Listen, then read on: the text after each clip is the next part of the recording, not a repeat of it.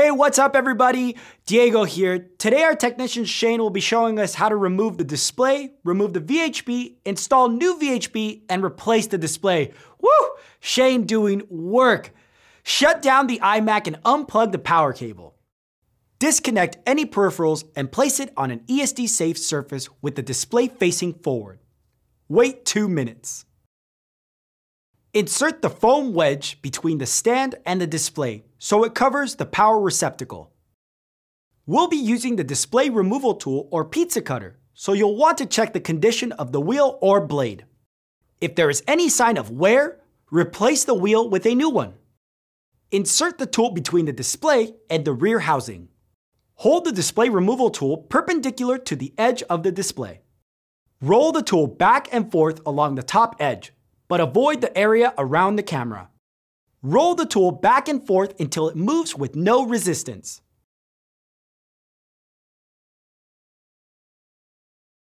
Move to the sides as the VHB releases. Avoid hitting the tool on the chin as it can damage the blade.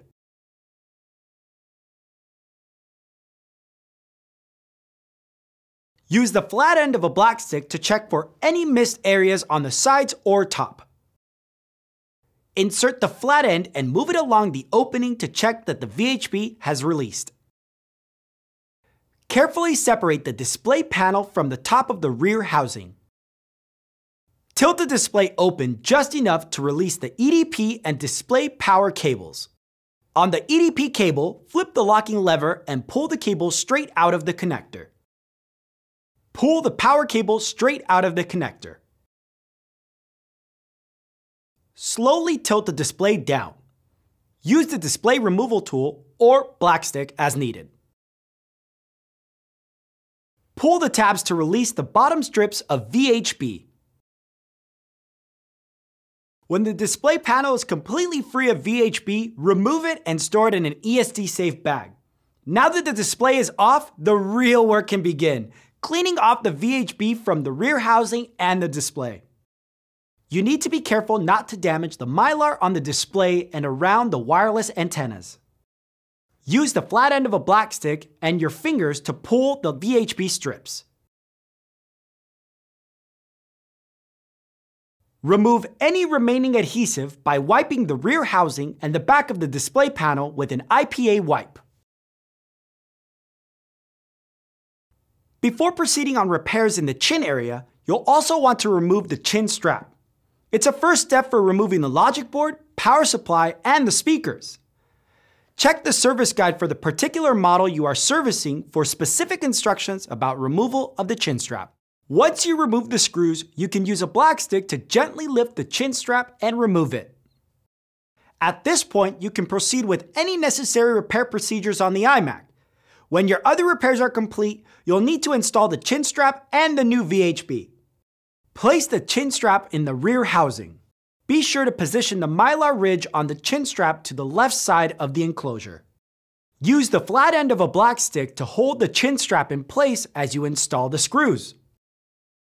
Check the service guide for the appropriate VHB strips to install on the iMac you are servicing. VHB strips are a one-time use part. The rear housing has alignment holes for the placement of the VHB strips.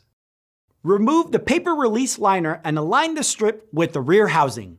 Use the pointed end of a black stick to align the VHB strip.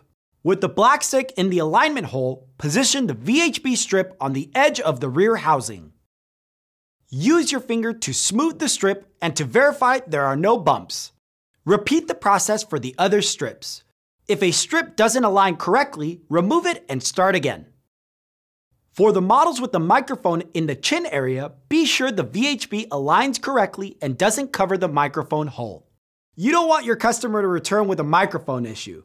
With the chin strap and the VHB installed and the old VHB cleaned off the back of the display panel, we're ready to replace the display panel. Before we close it up, do a last check that all cables and screws are in the right place on the iMac. Place the display panel on the chin of the rear housing. Align the panel so that it is centered and seated. Use the display removal tool to check alignment of the display with the sides of the rear housing. If not properly lined up, adjust the display panel and check again. Anchor the display panel with a strip of painter's tape at the bottom of the display and the chin. Step back and recheck the alignment of the display panel. Adjust it if necessary. Place 2 or 3 vertical pieces of tape along the bottom for added support. Use one hand to hold the display while you use the other to release the release liners on the bottom VHB strips at the chin.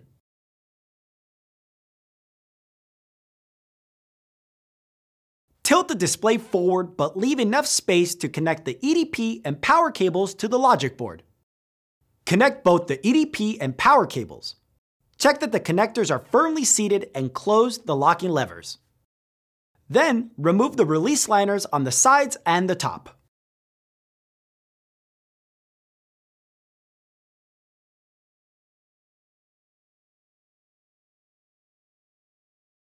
Tilt the display panel into place. Use the display roller to adhere the VHB to the display glass while you hold the display with your other hand. Roll only upward or side to side. Don't pinch or press the display. It may damage the glass.